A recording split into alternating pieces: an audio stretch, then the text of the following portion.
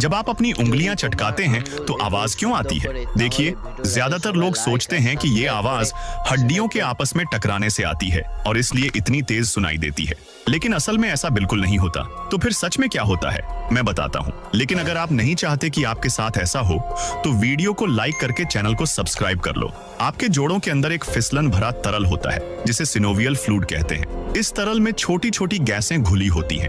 जब आप उंगलियों को मोड़ते या खींचते हैं तो जोड़ों के अंदर दबाव बनता है और उससे गैस के छोटे बुलबुले बन जाते हैं। जब ये बुलबुले अचानक टूटते या घुल जाते हैं तभी वही कड़क या चटक की आवाज पैदा होती